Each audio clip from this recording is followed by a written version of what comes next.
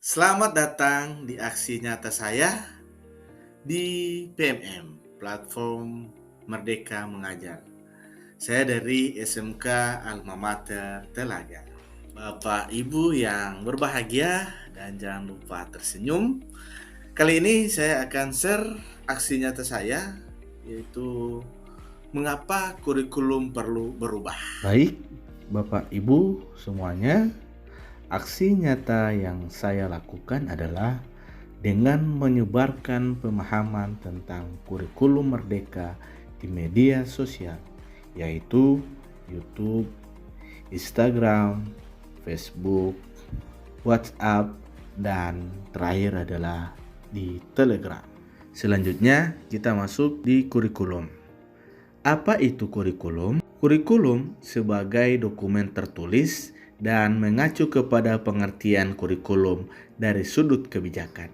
Seperti yang tercantum di dalam Undang-Undang Nomor 20 Tahun 2003 tentang Sistem Pendidikan Nasional, Pasal 1 Ayat 19 menyatakan bahwa kurikulum adalah seperangkat rencana dan pengaturan mengenai tujuan, isi, dan bahan pelajaran, serta cara yang digunakan sebagai pedoman penyelenggaraan pembelajaran untuk mencapai tujuan pendidikan tertentu.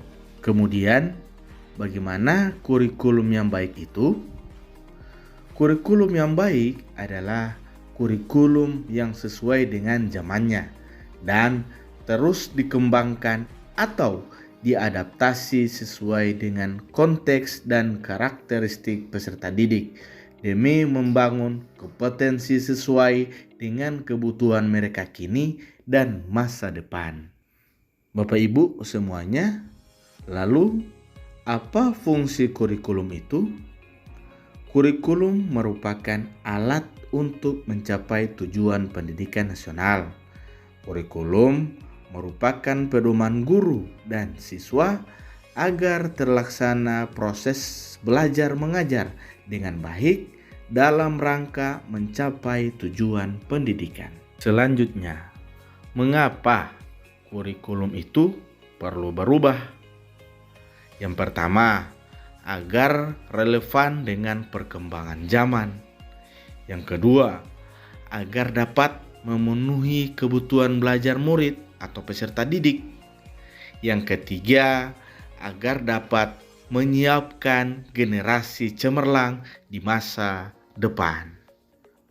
Baik, Bapak Ibu semuanya, sudah kita ketahui bahwa perubahan kurikulum itu sudah sering terjadi.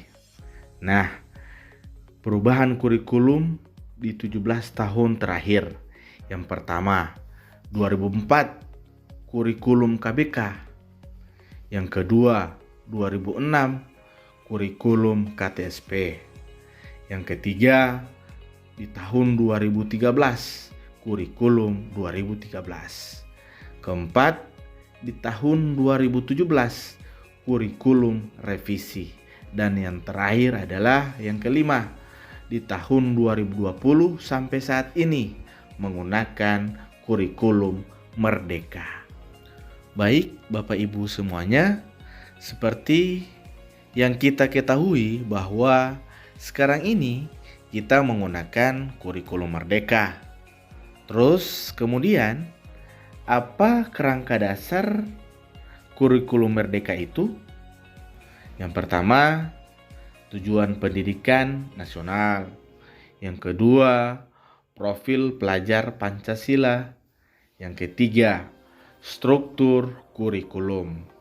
Keempat, prinsip pembelajaran dan asesmen. Dan yang terakhir, kelima, capaian pembelajaran. Bapak Ibu semuanya, apakah kurikulum merdeka yang ditetapkan oleh pemerintah pusat dapat diadaptasi oleh satuan pendidikan? Jawabannya adalah dapat. Karena satuan pendidikan memahami murid berada dan zaman bagaimana murid dididik agar kurikulum yang digunakan relevan. dengan kebutuhan murid dan terwujudnya pembelajaran bermakna. Selanjutnya, kurikulum yang diadaptasi oleh satuan pendidikan agar sesuai dengan karakteristik, keadaan kontekstual, dan kebutuhan satuan pendidikan itu sendiri merupakan pengertian dari atau yang disebut kurikulum operasional satuan pendidikan atau yang disingkat dengan KOSP. Lalu, apa saja komponen-komponen KOSP itu? Yang pertama, karakteristik satuan pendidikan. Yang kedua, visi, misi, dan tujuan. Yang ketiga, perencanaan pembelajaran mencakup ATP, alur tujuan pembelajaran, asesmen, modul ajar, media ajar, dan program prioritas satuan pendidikan. Selanjutnya yang keempat, pengorganisasian pembelajaran mencakup muatan kurikulum, beban belajar, program intrakurikuler, ekstrakurikuler, dan proyek penguatan profil Pancasila. Dan yang terakhir, sistem pendampingan, evaluasi, dan pengembangan profesional. Selanjutnya, Bapak Ibu sekalian, 5 prinsip pengembangan KOSP yang harus dipahami oleh satuan pendidikan.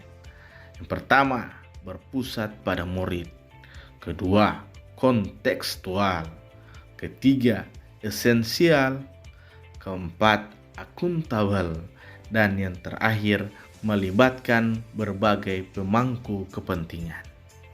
Selanjutnya, perlu Bapak Ibu ketahui kenapa satuan pendidikan menggunakan KOSP? Karena dokumen KOSP merupakan dokumen yang dinamis, mengikuti perubahan dan kebutuhan satuan pendidikan.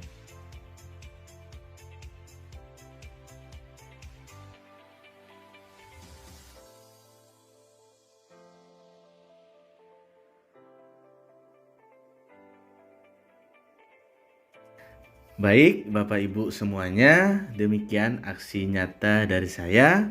Jika Bapak Ibu berkenan, silakan mengisi link umpan balik. Link umpan balik sudah saya sematkan di deskripsi. Semoga penjelasan saya mudah dipahami dan semoga bermanfaat. Terakhir, Assalamualaikum warahmatullahi wabarakatuh. Terima kasih dan salam bahagia.